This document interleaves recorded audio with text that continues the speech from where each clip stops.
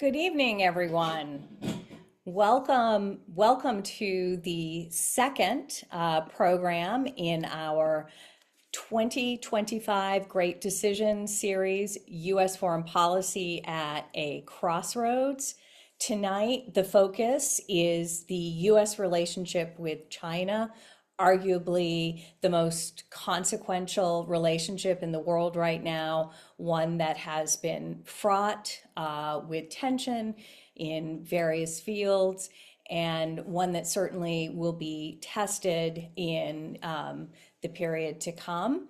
We are really fortunate to be tackling this very critical relationship with someone who has navigated the ins and outs of US policy in towards China and the relationship with China for over four administrations, involved in some of the most important aspects of our relationship.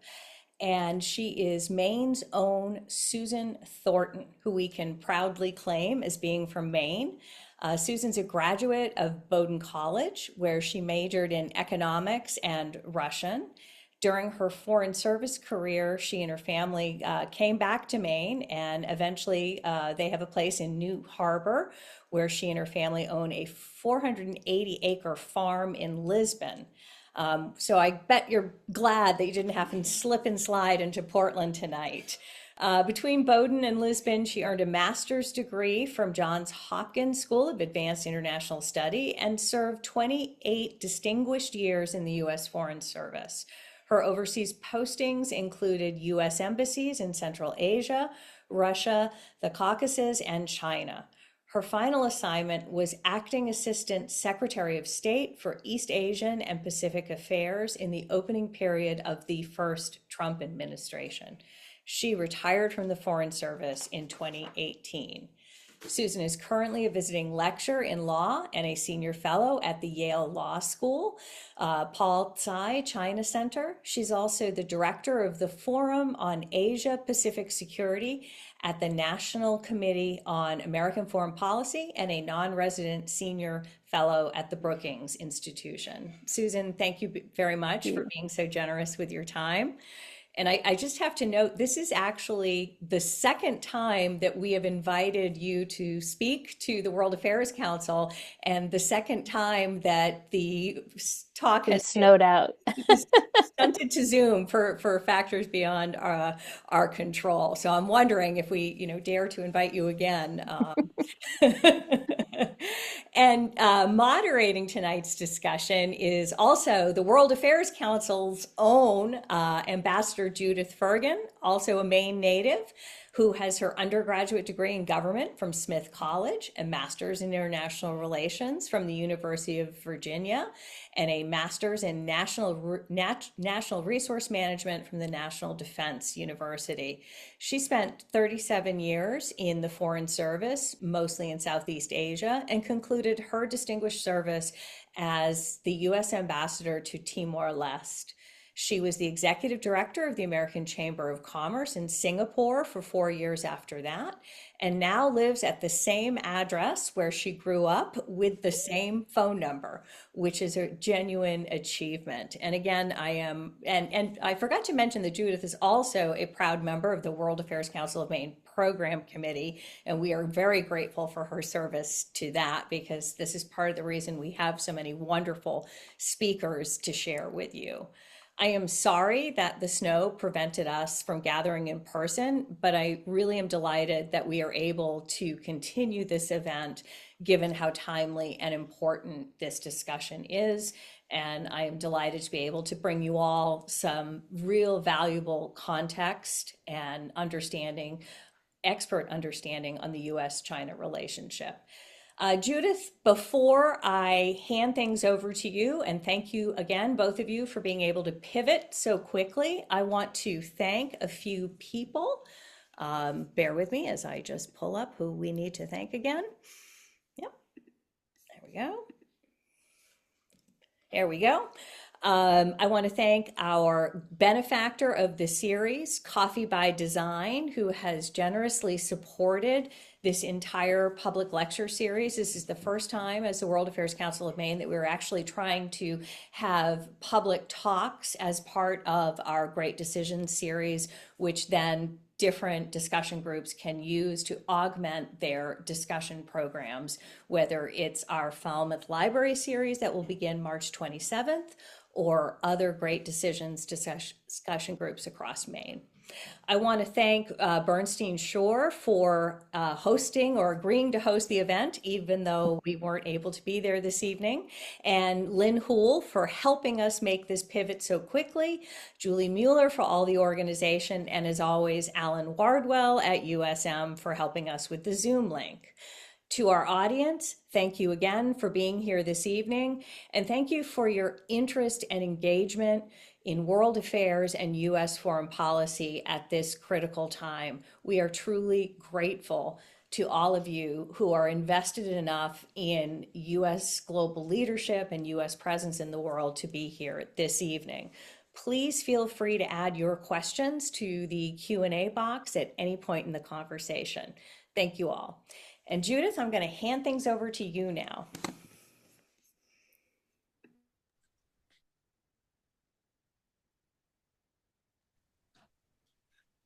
Thank you, Allison.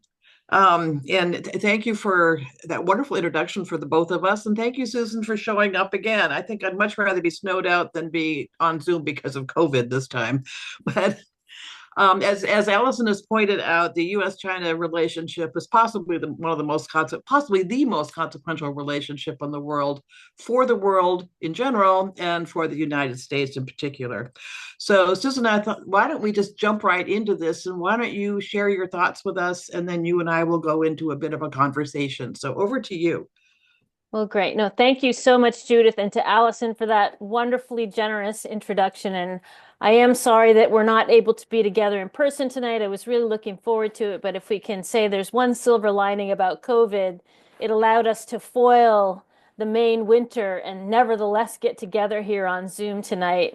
Whereas before the COVID pandemic, maybe we would have had to postpone to another night. But glad to be with all of you. And I think the title for the series, U.S. foreign policy at a crossroads, couldn't be more apt. We really are at a transition moment. The U.S.-China relationship is clearly at the most difficult point today that it's been at since, I think, President Nixon's trip to China in 1972, more than 50 years ago. I'm going to talk a little bit tonight, just to kick us off here, about how we got to where we are today, what explains those changes, and where we are going in the future. And I think most importantly, talk a little bit about what we should want out of this relationship in the future. And I'll just note these are my own views based on my perspectives, having lived many of the ups and downs of U.S.-China relations over the last 25 years, from inside the U.S. government during my diplomatic career, and then since the end of my diplomatic career working on the U.S.-China relationship in a non-governmental capacity. First, I'd like to start off talking a little bit about, how we got here. I think after the collapse of the Soviet Union in 1991, many people commented at that time that we moved into a unipolar era. U.S. power was unrivaled. And at that point, we had always pursued our foreign policy based on both American interests and American values. But in this period of the unipolar moment, certainly the values piece, I think, of that foreign policy approach was ascendant. And I even remember in the early 90s when President Bill Clinton came to the presidency, he tried to make trade with China contingent on China improving its human rights performance. So that tells you a little bit about how much in the forefront, especially of U.S.-China relations, values was during this period in the 90s. But as China has risen in the course of the last 2 decades, we've been kind of transitioning to a post-unipolar world, and U.S. power and our resource base relative to others certainly has been decreasing. And we hear from now the new administration in the U.S. that U.S. foreign policy should be based on American interests first, while values have seemingly receded in the face of these power shifts and the more complicated world that we face today. And we have been here before. I mean, this is a constant tension in U.S.-China relations, I mean, in U.S. foreign policy, this tension between kind of values and interests. But it seems like we are making a shift in our foreign policy. And I think this will certainly lead us into a much more complicated and difficult way of managing our foreign policy in the world. And it seems that we haven't really quite settled on what it is that we're going to be comfortable with. So I think the Chinese are watching this with great interest and trying to figure out, as maybe everyone is, sort of what is the trajectory that the U.S. is on and how do they fit into it. Now, the context for U.S.-China relations is very important. And what's happening in the background in the rest of the world has, from the very beginning, carried a very salient role in the conduct of U.S.-China relations. It's an extremely complicated interaction, but if we only look at it from the prism of just U.S. and China, you're going to miss an awful lot because the things that are happening in the rest of the world have a great impact. If we zoom in on U.S.-China relations and how we got here, and starting off with the Nixon visit in 1972 and the opening to China, that was based on both short-term and long-term U.S. interests. The short-term interests for Nixon, there were basically two. One was he was hoping to enlist China in the effort to conclude and get out of the Vietnam War. And he was also hoping to enlist China in the struggle against the Soviet Union, because China and the Soviet Union's relations at that time were falling out. The long-term goal, of course, was to, as Nixon stated famously in his Foreign Affairs article in the late 60s, bring China into the community of nations so that she wouldn't be left on the outside to sit and cherish her hates and threaten her neighbors.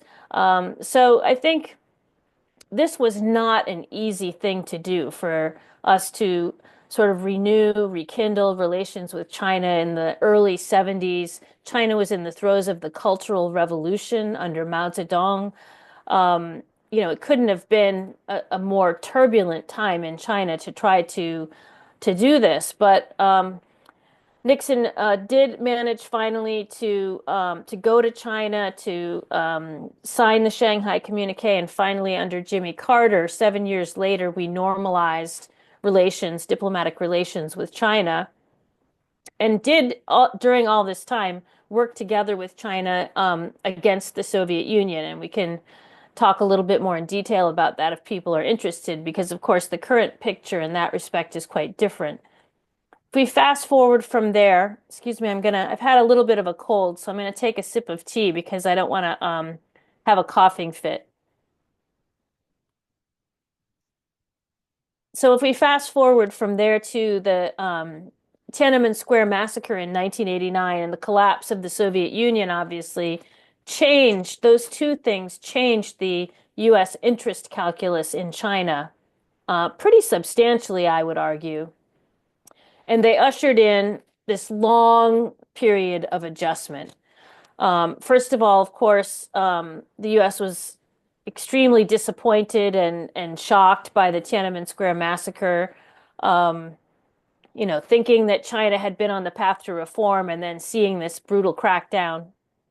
At the same time, the Soviet Union, which provided one of the premier interests for us to normalize with China, had disappeared. And there was some question, I think, at that point about what would happen to U.S.-China relations, but leadership was very critical at this moment. Both George H.W. Bush, who was president in the U.S. at the time, and Deng Xiaoping in China, the two of them really determined to keep the relationship going and to not squandered the engagement that had been set up and pushed very hard to keep the relationship on track. There were things that got a little bit off track. There were sanctions and there was some estrangement for a couple of years. But by 1992 or so, Deng had relaunched China's reforms and things were back on track. But I would say the 90s were a very difficult time in U.S.-China relations with a lot of crises.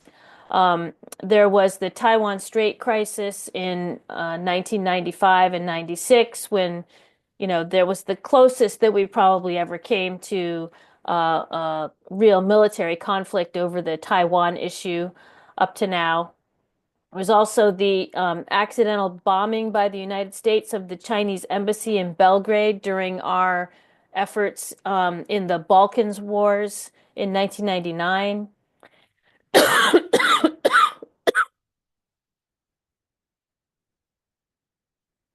We had the WTO negotiations going on during this time, and that was a very tough negotiation. There were a lot of ups and downs, a lot of mistrust that was built up at various times during that negotiation, and a lot of crockery broken, I would say, during that negotiation. And then there were the human rights concerns that I mentioned.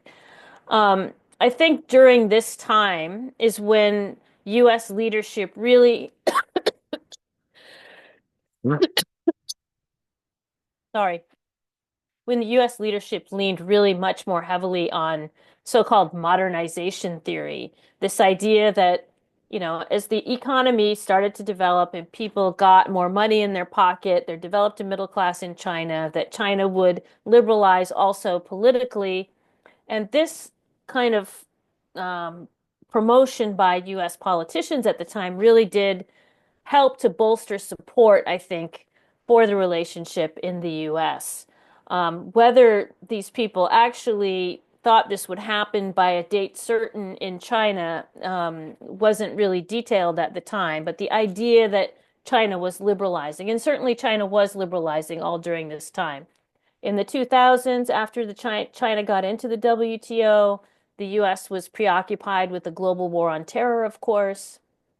During this time, China was very focused on its economic development. After the WTO accession in 2001, Chinese state-owned enterprises, many of them closed, and they laid off probably hundreds of thousands, if not millions, of workers in China. And so this was a major undertaking for the Chinese to make the adjustments that they had committed to in the WTO accession agreement.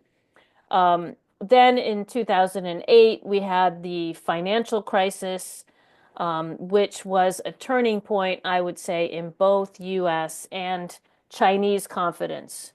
For the US, it was a real blow to sort of our ability to sort of handle macroeconomic and financial stabilization for the entire world. And for the Chinese, they started to think maybe they knew better than their so-called teacher did. And this was, if you remember, the same time the Chinese had the Olympics for the first time in Beijing, where they had this staged a very big show in Beijing, a kind of big coming out party, and sort of exuded this newfound confidence in China.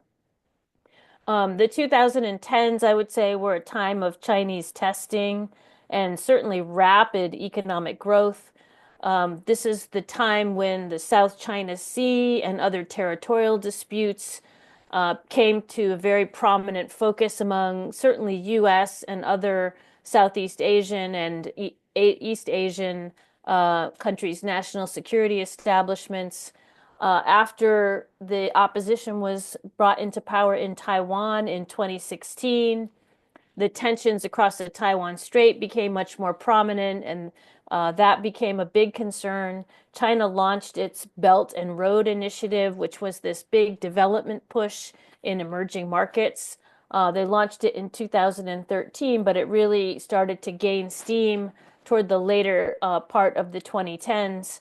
And they started to set up also several sort of parallel international institutions because I think they became increasingly frustrated with their inability to get more of a say in the existing international institutions. So they set up, for example, the Asian Infrastructure Investment Bank, in addition to this Belt and Road Initiative that they had. And they were really making a push to go out and develop projects around the world in a way that we hadn't seen before.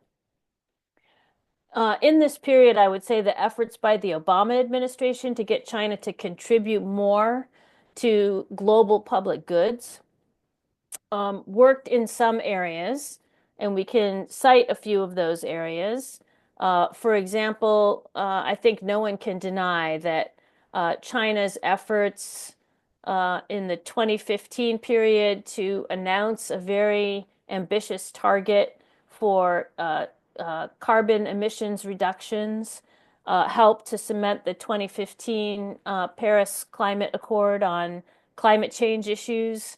And certainly, I think China since then has shown itself to be quite serious about reducing its carbon emissions. Of course, they're still the biggest emitter, so people have a lot of concerns about what they're doing, but they definitely seem to be taking it quite seriously.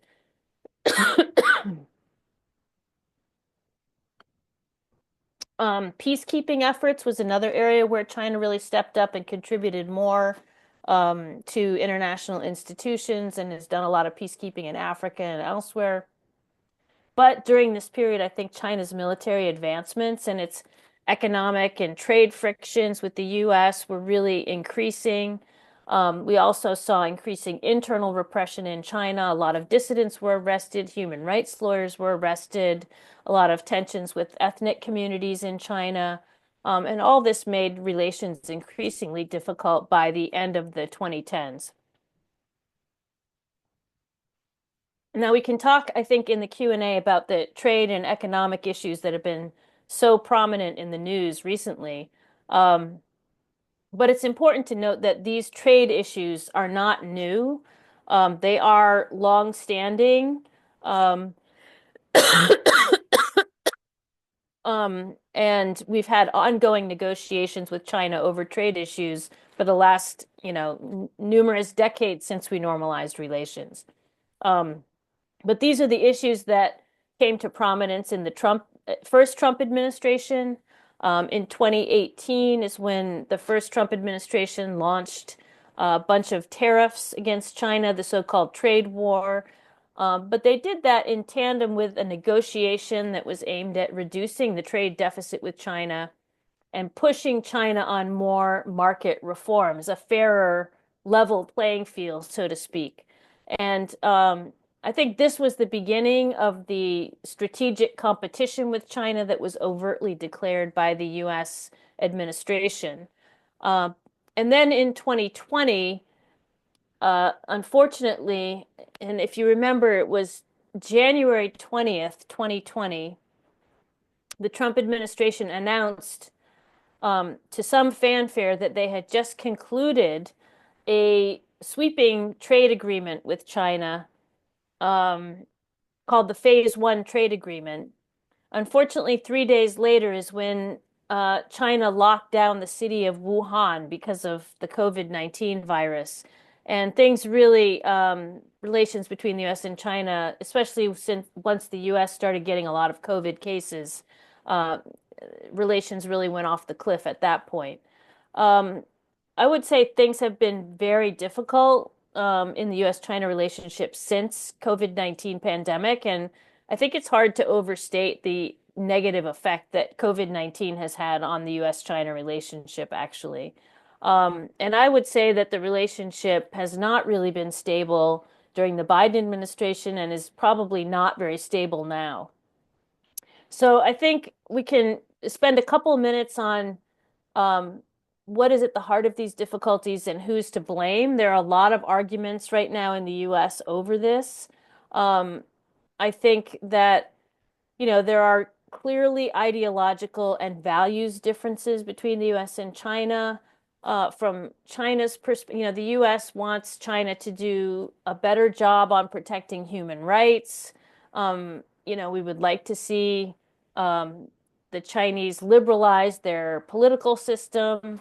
But some people in China regard that as an effort to press for regime change, and there's quite a long history in China of suspicions of U.S. efforts to promote human rights and democracy in China. Um, there's also the question of fundamental differences that we have, for example, on security issues like Taiwan, the security of our allies, and what kind of deterrence we should mount against China's efforts to encroach on its neighbors, and whether or not we're engaged in a new Cold War. So I think there are a lot of issues. Many people in the U.S. are saying that, this is somehow all the fault of the leadership of Xi Jinping in China, that before Xi Jinping came to power, China was on a course for opening and reform, and that Xi Jinping came in and clamped down in many ways on security in China and changed the emphasis from development to sort of securitization and top-down control. So I think there are a lot of different explanations. Another explanation has been put forward by Harvard professor Graham Allison relating to so-called status anxiety. The idea that a status quo power, that would be the US, cannot abide a rising power coming up to challenge it, and so will try in many different ways to keep the rising power from successfully overtaking it. Now, that is definitely, I think, one aspect of what's been happening in the U.S.-China relationship, and all of these threads in the discussion in the U.S. have some salience, I think. But there's certainly, things that the Chinese would say on their side they would implicate behaviors from the U.S., I think, over the years as well. So, as in many things, it's not totally clear what each side is sort of blaming the other for the problems. And probably the truth, as it usually is somewhere in the middle, with probably blame lying on both sides. But I think rather than talk about, who's to blame for the deterioration in relations, and certainly there's been a real sharp deterioration in the recent period, including, in the trading relationship, which has really been a strong suit of the U.S.-China relationship over the recent period. We should think about what should be the way forward in U.S.-China relations, what are the threats from China, and what should be the goals of our strategy. Now, the Biden administration's mantra was that we need to responsibly manage the competition with China and try to find areas of cooperation so that we can avoid conflict. We're not really sure what approach President Trump is going to take, but he seems to appreciate the need for coexistence with China, even amid competition, I would say. So, that he's indicated by a lot of his comments that he's seeking to maybe to make a deal with China. We don't know. It's not clear that everyone in his administration is on the same page, and so we're sort of waiting to see what's going to happen.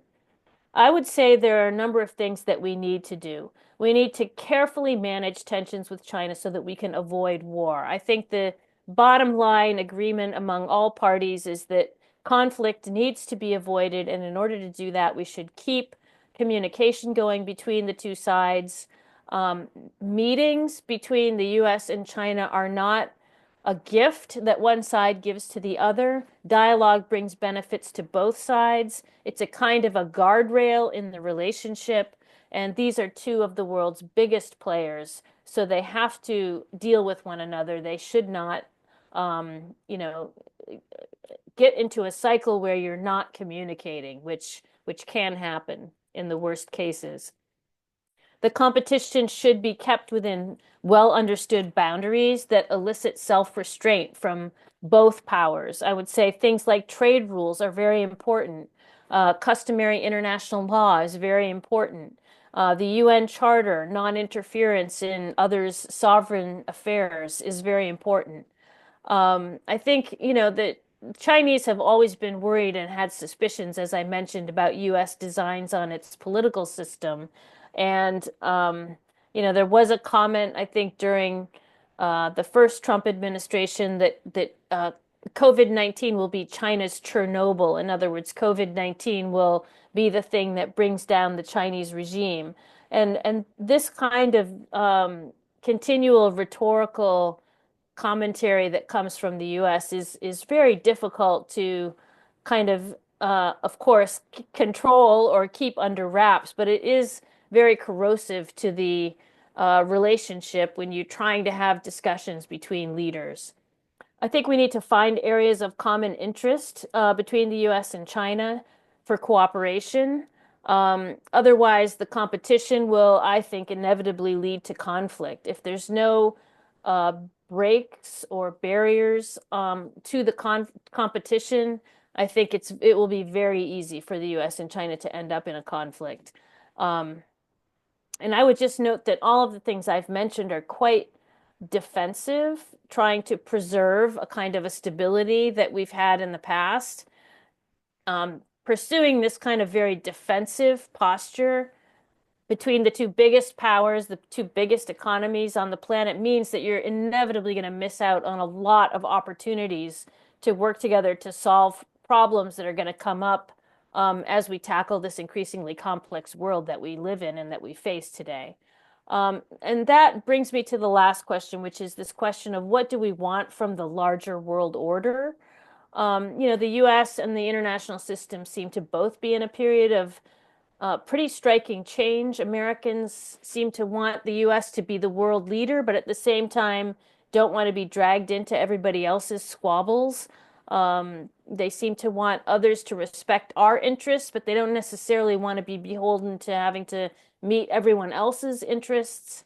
And I think this is a long-standing tension in US foreign policy between this sort of internationalist bent and the more sovereigntist or isolationist bent.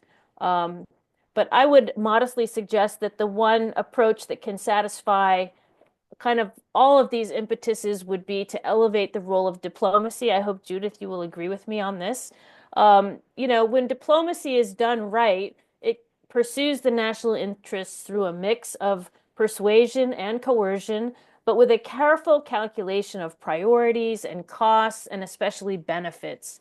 If you can use a low cost strategy to achieve benefits, that should be the strategy that you go to first. And I think, careful, well-planned diplomacy has brought us tremendous benefits in both interests that we've achieved, but also in soft power and U.S. influence around the globe. And I think if it's, some of the tactics that we've been using are quite high cost.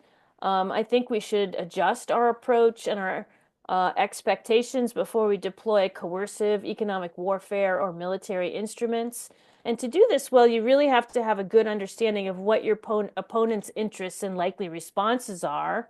And I think this is an area that's been neglected and ignored in the recent sort of unipolar era, and especially maybe the recent 10-year period. We have to bring back a very deep and broad understanding of how other countries are thinking about things and how others are seeing us, and how they're figuring their interests into the bargain that we would like to make.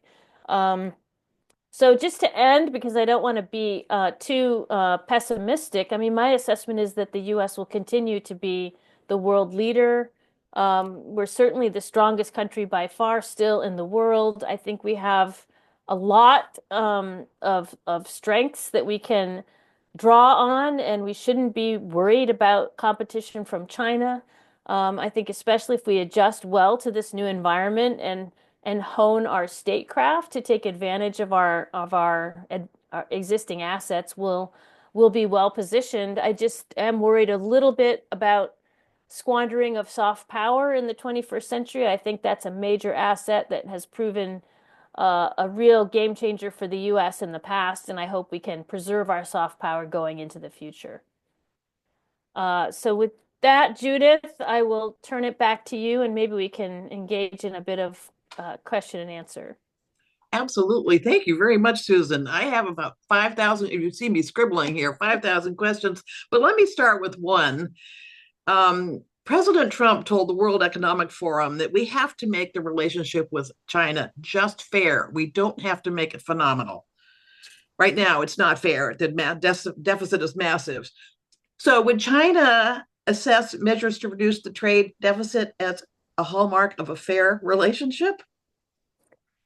Oh, this is a really this gets to the main issue that came up in the first Trump administration with China, which was that President Trump does seem to be very focused on the trade deficit number, not just with China, but with every country. And of course, the trade deficit number with China is very large, especially in goods trade.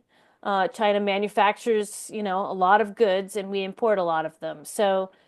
But I think so in his mind, the fairness is reflected in the trade deficit, whereas I think in the minds of people who were negotiating for him in the first administration, fairness had more to do with making sure that China was purchasing a lot of US exports, making sure that China was giving market access to US companies, and making sure that China was fairly treating US companies that were operating in China. So it was a host of things. Trump always talked about the trade deficit, but his economic lieutenants were more broadly focused. I mean, I think the problem in U.S.-China economic relations at the root of it is really there's an asymmetry in our two systems. We have a private sector based economy where the federal government doesn't really get that involved, whereas in China the government is involved from top to bottom in the economy. And so there are things like subsidies that are just, kind of intrinsic to the way businesses operate in China, which is part of the unfairness. And it's very difficult to get at that. So I think, they will continue, I think, to try to get this fairness put into the economic relationship. And it's not just the US that's worried about this. Other countries are also worried. I would say, though, that, some of the questions that or the concerns that have come up in the past don't seem to be as relevant today. Things like intellectual property theft, whereas this was the way that China kind of got ahead and really, bootstrapped his way to industrial powerhouse was by kind of taking technology from foreign firms and putting it to use in its own economy. But now I think the intellectual property concerns have probably faded a bit with China's ability to kind of innovate its own intellectual property. So there are other things that are concerns now, and they're very hard to get at. These trade negotiations are very difficult. Indeed. I've even did negotiations with two friendly countries on free trade agreements, and those were no picnic either. Very hard, yeah. Yeah. And another question about the administration's approach to China is the idea that President Trump thinks he really can't reach an agreement on any of the big issues like fentanyl or trade negotiations or restoring some sense of peace in the South China Sea unless he has a personal relationship with President Xi. And over the years, various presidents have had very good relations and otherwise relationships with the heads of China. Does President Xi look at having a personal relationship as an asset in a relationship?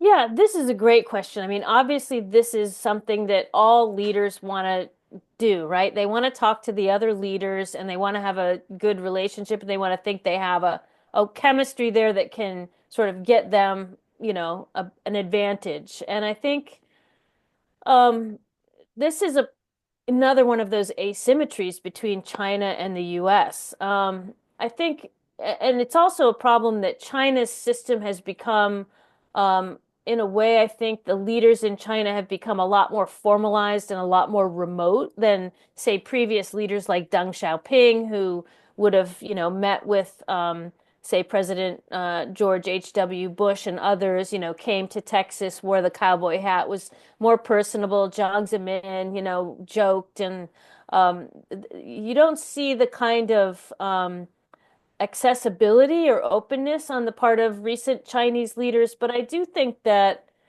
the way the system works in China, President Trump wants to just call up the leader and negotiate on the phone.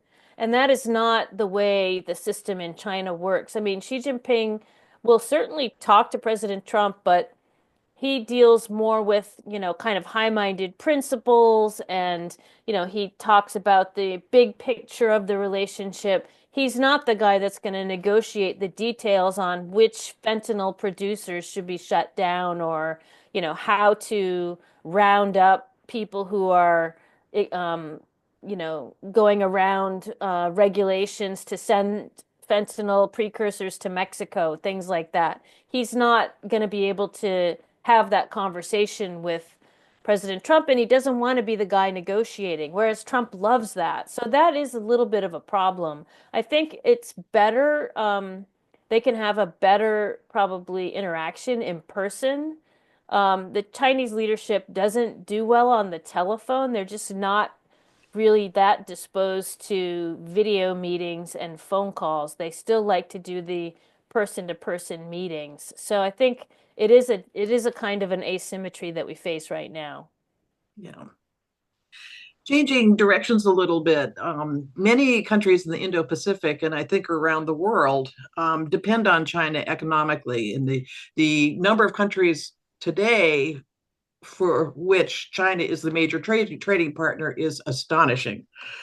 Um, but they value China as a market for their goods and for their exports and a source of goods and investments for their own country. Do you see that other countries are tipping toward China as a more reliable partner than the United States?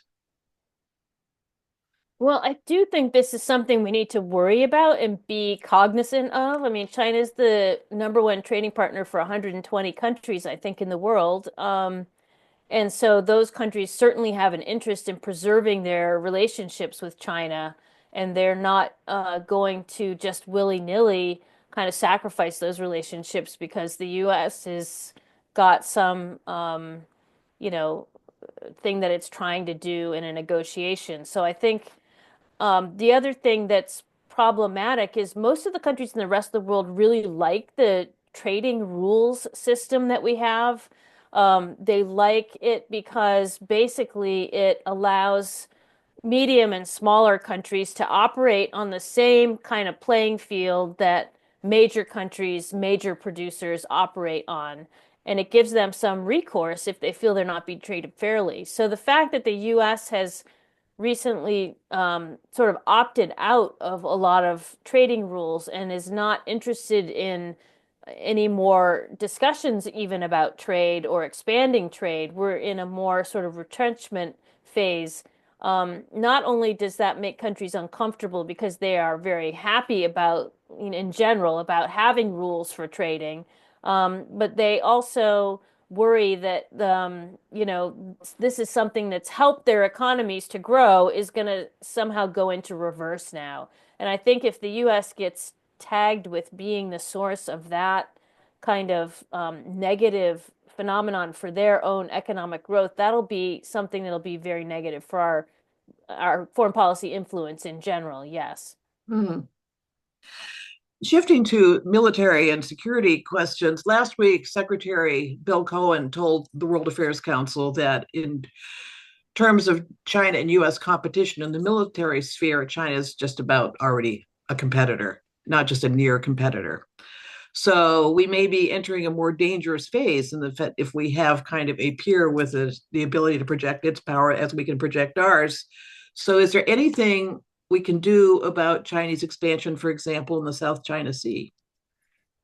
Well, this is a major point of, I think, debate and actually even disagreement within the Trump administration and actually within, I think, the U.S. national security establishment at large. I mean, the real yes, China is definitely it is a power within its own region. It doesn't have has one or two, I think, military bases in the world compared to our like 800 or something, and it has an ability, has a lot of ships, etc., but they mostly operate in their close in kind of region. They don't really venture usually too far afield, although they have done exercises with other counterparts like Russia, etc.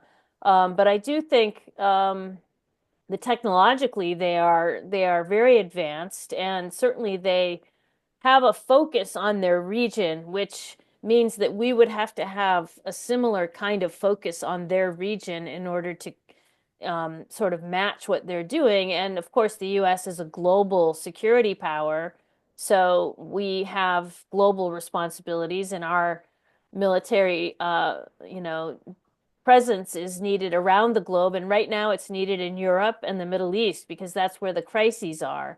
And this is a problem for the US sort of distribution of power in the military sphere. We are always having to respond to the latest crisis, and oftentimes it's been in the Middle East. I've been in the US government for at least three pivots to Asia, none of which have actually worked because I mean, fortunately, I guess, Asia has been largely at peace. There haven't been really any crises there, whereas the Middle East constantly is pulling assets from the Pacific over to the Middle East and the Red Sea and the Mediterranean and elsewhere in that region. So, and we've got the war in Ukraine, which is also drawing a lot on military resources. So I think one of the big questions is how to deal with this, how to recalibrate, what should the U.S. do? And I don't think a decision has been made yet. I mean, there's a reality-based limit to how much we can spend on the military. So I think that will dictate to some extent. And then can we really pivot to Asia? Is China enough of a threat compared to everything else that's happening in the world to warrant that? I think those are the questions that will need to be answered. I only have two more questions before I'll turn this over to Allison and our audience. But we've read a lot recently, very recently, about China stepping into the void that will be left by the dismantling of USAID and other foreign assistance programs. But the bigger question of that is because I've been hearing that, and I'm sure you have for a very long time. But is the competition between China and the United States really about who's going to shape the future global order, and which of us will care more about it and contribute to it? Yeah, I do think that that is where in the end of the day, the real competition is going to come. I mean, certainly there's an economic competition, there's a military competition, but the competition that really maybe is going to shape the world that we live in is the competition over order. The Chinese, in their push for order, have really focused in on development, economic development. That is what they have been pushing. They do infrastructure development. They have, all kinds of building projects going on, et cetera. I mean, they don't do as much on the security front, which is where the U.S. has definitely an advantage, and we offer a lot of security cooperation, exercises with other countries, et cetera. But we haven't really matched China, I don't think, in the development push that they've put forward, at least in the last 15 years or so. And I think that's, if you talk to countries in the developing world, I mean, they care about their security, and of course, that's an important thing, but they're also very much taken by the offers of economic assistance. Okay, my last question's more of a fun one. President Trump has stated his intention to nominate former Georgia Senator David Perdue to be ambassador to China. What would your advice to him be? Yeah, well, I think that the most important thing that we can have in the ambassador in Beijing is someone who has effective communication with local, Chinese leaders on the ground in Beijing. Because, I mean, it's always been a huge problem in U.S.-China relations, crisis communications. We've had several crises over the last, 50 years. I mentioned a number of them, and it's always a problem trying to figure out what's going on inside so-called Zhongnan High, which is the leadership compound in Beijing. And if you have a leader in the embassy there who can actually get in touch with his counterparts in the Chinese government, that's going to be a huge advantage. I mean, I think the communication thing and having that team on the ground there to sort of know Chinese counterparts and have people to call and people to talk to is really the most important thing that we can establish there. And I think he'll be, he's a former politician, a former business person, lived in Hong Kong for a long time, so I think he'll be a good fit for the task. And that's good. So we're ending our discussion on a push for more diplomacy as a way to solve Yes. problems. Well, thank you, Susan, for this. I'm going to ask Allison to take back over so she can read questions from the chat. And I love how you've ended on a plug for diplomacy, which we could all be using more of these days. So speaking of diplomacy, let's go right to the $6 million question, or the prickly hedgehog question. The very first question to come in: will China invade Taiwan sometime in the next 10 years? And what will we do? Just start something easy. Yeah, that's let me get my crystal ball out here. Um, so I think the first thing to say is that China, Beijing does not want to have to invade militarily Taiwan. They would much prefer to, persuade Taiwan to come back to the so-called motherland voluntarily. I think using force to take back Taiwan would be definitely a last resort for Beijing. China currently, its position is that Taiwan is currently part of China. So, as long as they can say that and that seems credible to them, I really am thinking that they are not going to be very disposed to an all-out attack. But lots of things can happen in this world, and if they are pushed, if they think they are no longer able to make the case that Taiwan is part of China, or that Taiwan is slipping away, or that Taiwan declares independence, if they are pushed, then I think that is certainly possible. As for what we will do, I think that will depend on the circumstances at the moment. I mean, certainly Taiwan, we've had a commitment to contribute to Taiwan's defense ever since the normalization of relations with China in 1979.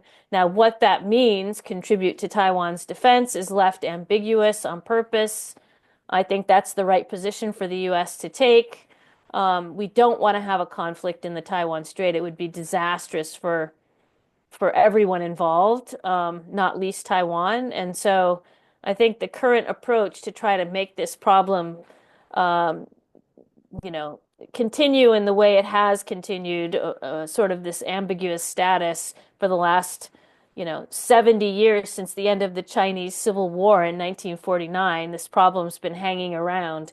So, I mean, it seems to me if you've not done anything about it for 70 years, you probably don't need to do anything about it in 10 years. But I'm not the one making the call, so I can't guarantee that, of course. That's interesting because I think we think of it in the US as an opportunity.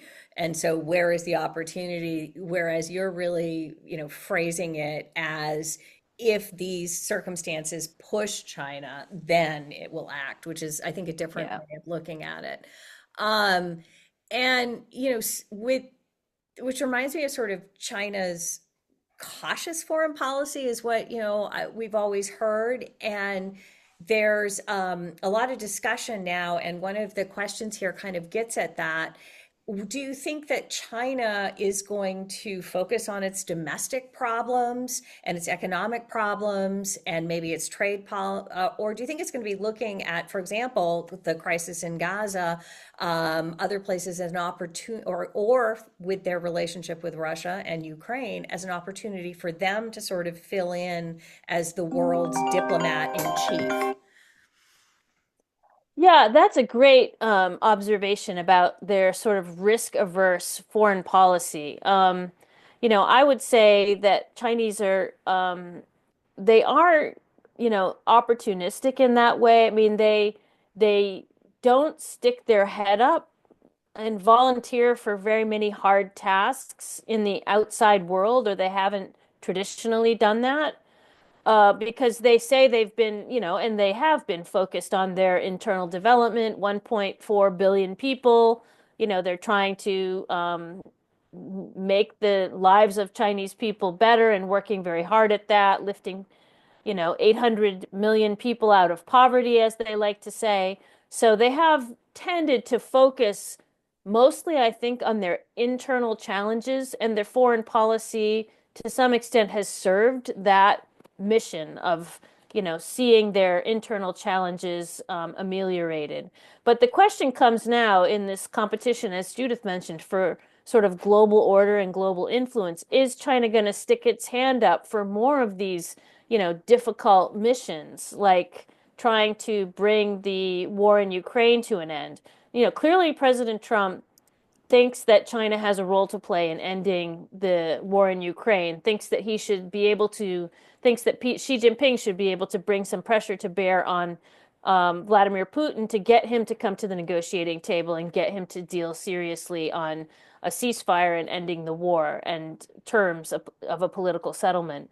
That is going to be a real test of, whether China is ready to really play peacemaker or whether it prefers to take the low risk approach and sort of sit back and let others kind of solve problems. I think China is a little bit conflicted on this. They talk a lot about, being a peace, broker and solving problems. They were quite proud of brokering the deal between Iran and Saudi Arabia, but that's really the only kind of diplomatic effort that we've seen in this regard. The Middle East is a place where they've, been very reluctant to stick their hand up and get involved in trying to broker peace. So I think this is an area that we should keep an eye on, and it'll tell us a lot about, how ambitious China really is about, you know, as the US, many US strategists are so worried about China overtaking us in terms of our global stature and our global role. I mean, this will be a place to test and see if that's really what's going to be likely to happen. There are a lot of diplomats in the Middle East, Arab diplomats, who are always very frustrated that China wouldn't step up and sort of get involved. And I think that that's, very interesting. One of the questions, wants a little more focus on Russia. What specifically, why is China strengthening, increasing its relationship with Russia right now? What's to its advantage there, particularly given, the war in Ukraine? Yeah, I mean, it's pretty clear that China has been trying to really improve its relationship with Russia, which has not historically been very good, frankly. It's been trying to improve its relations there since the end of the Soviet Union, which was a complete shock to the Chinese, of course. It's a difficult relationship, but I have to say that when the Chinese are feeling pressured by the US, as they have for the last, 10 years at least, they certainly want to make sure that the northern flank, and they have an extremely long border with Russia, they want to make sure that there's no problems across that border and that they can have this kind of strategic backstop in the northern part of the country. I think there is also a lot of commonality between Xi Jinping and Vladimir Putin with respect to the um, negative role of U.S. hegemony in the international order. I mean, they're both very opposed to U.S. Unilateral sanctions. A lot of unilateral moves that they see the U.S. making in various places in the world they consider to be extremely detrimental.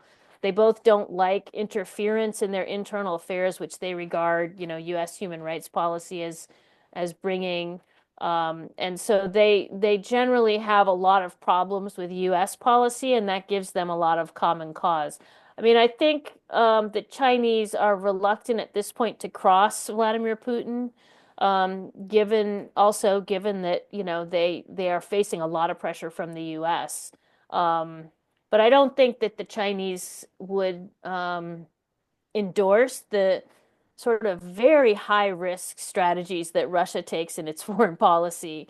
I think the Chinese are pretty uncomfortable with a lot of that, and certainly there are a lot of Chinese that are not at all on board with Russia's war in Ukraine. And there was quite a lively, you know, debate in China on the internet over when Russia launched its invasion of Ukraine. How could the Chinese government be supporting it? Which is interesting. So I think it's a complicated relationship, but as long as there's so much pressure from the West on China, especially the US, this relationship will be one that they'll make sure they tend to. With good reason. And it also seems that perhaps both Russia and China are happy that there perhaps is going to be much or dramatically less focus on human rights and democratization as part of U.S. Foreign policy in the near future. So I want to follow up with some of the development questions. So one question here regarding the Belt and Road Initiative, its demonization, perhaps again with the collapse of USAID, is this creating an opportunity? And then a very specific question here that I want to read about Bangladesh. China has made significant investments in Bangladesh, particularly through the Belt and Road Initiative, while the US has also been engaging with Bangladesh on economic and strategic fronts. How do diplomats and policymakers navigate relationships in a country where Chinese influence is strong? And then additionally, many in Bangladesh perceive that US policy toward the country is often shaped through the lens of its relationship with India.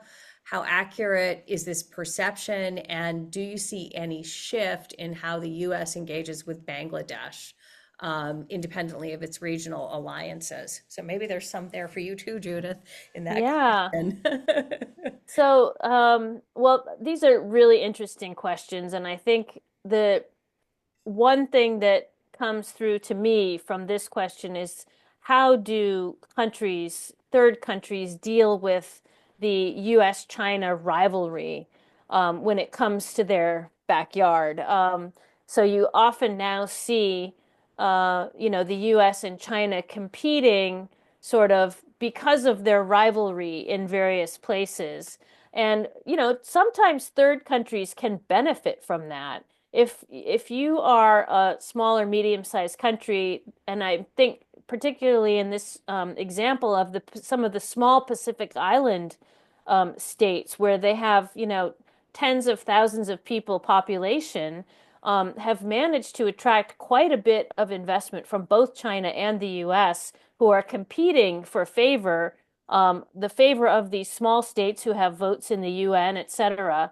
And so those countries can actually benefit from getting, sort of largesse from both sides, let's say. I mean, I think it is really hard to handle, though, for a lot of countries. The one thing I would say that I don't think is good, I mean, it's fine for China to offer economic projects through its Belt and Road to countries like Bangladesh, et cetera.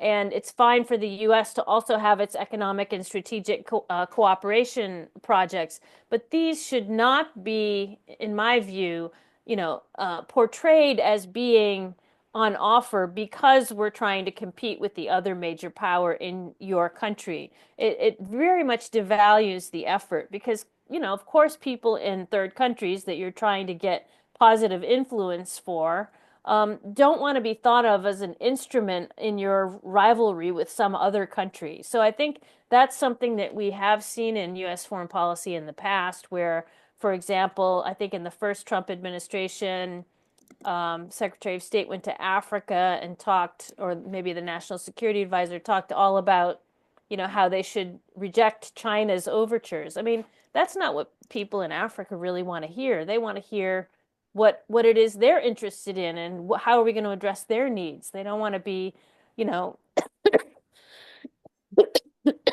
seen as an instrument for some other purpose of U.S. foreign policy.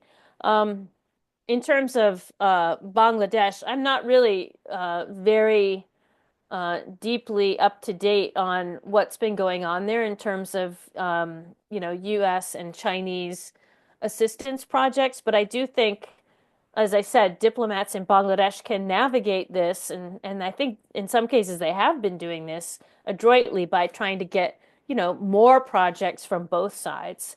Um, I do think probably, a lot of times in regional situations, relationships with various countries are seen through the prism of relationships with other big powers in those regions.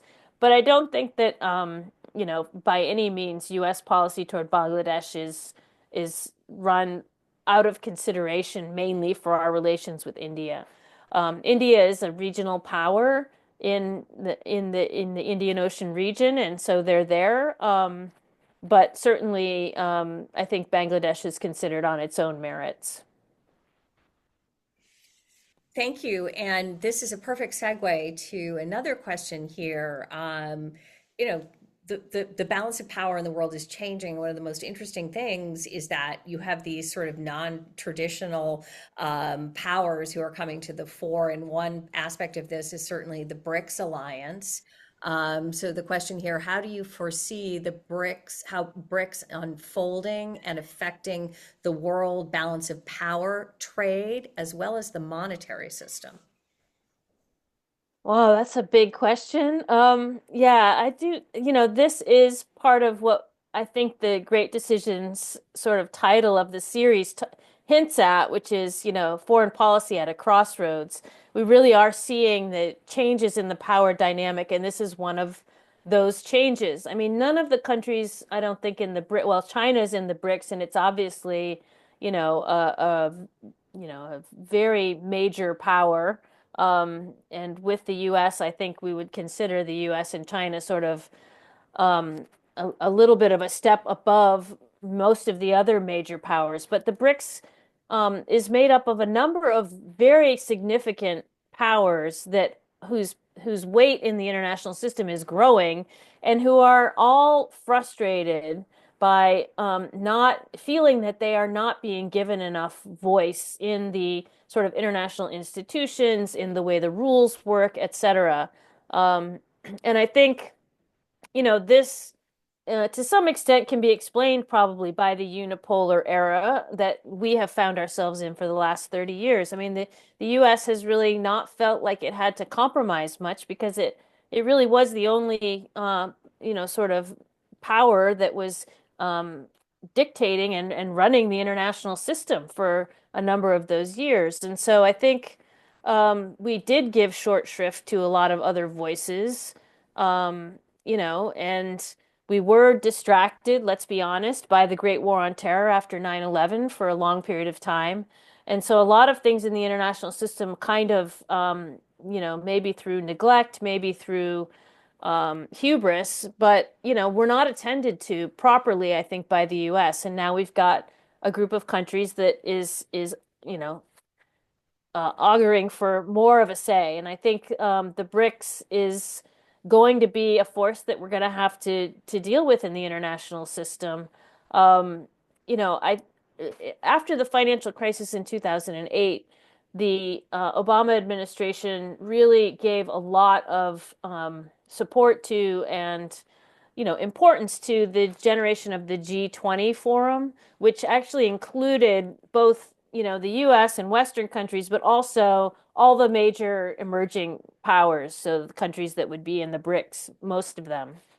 And it seems to me to have been a shame that the US hasn't really given a lot more prominence to that forum, because if that had happened, maybe we could have headed off this kind of growing division in the international system that we see between emerging markets and developed nations, which I think is really going to be detrimental to sort of tackling a lot of the issues in the world that are coming to the fore are going to be not nation state based issues. They're going to be issues that cross over borders, changes in technology that are going to really have huge impacts on societies. Health effects and pandemics we've seen, environmental effects, and disaster relief and things like that. Migration problems. I mean, we see all these problems already, but those are the ones, in my view, that are terrorism is another one, that are going to be really the things that we need to have pay attention to, that we need to worry about, and that we need to work with other countries to sort of deal with. And if we're not in forums that we're working with these other countries, I think it's going to be very hard to tackle some of these real issues. And that's a perfect segue, or you've really teed up the next question here. You've laid out all these global challenges. What are some of the things that China and the US could conceivably work on for the benefit of both countries? I mean, is there anything in that long list that you've laid out of global challenges that you see an opportunity for the US and China right now to actually collaborate and produce a better outcome? Well, I mean, we've lived through an era of incredible good fortune and prosperity. And, we have to admit that a lot of that has to do with the fact that we've managed to sort of promote the lifting of all boats through sort of this incredible unleashing of kind of global prosperity through trade, through lesser developed countries becoming more developed, et cetera. I would say number one, I mean, we've got to prevent this trade problem between the US and China from really getting out of hand and turning the tide on global prosperity. I mean, China contributes something like a quarter of global growth every year. Their economy's been in some trouble. Not all of it, and certainly probably not the majority of it, caused by things the US is doing, but the US is not helping. And we should probably want the Chinese economy to be successful if we're going to have a prosperous world that's going to stem some of the challenges, hopefully, that I just laid out. But the others, I mean, I think trade is always a win-win. Economic cooperation should be a win-win, and we should be able to see our way clear to doing something with China on that and with other countries as well. I think we don't have to be so afraid of competition. I think our economic system and our advantages are really world beating, and I think we should be more confident.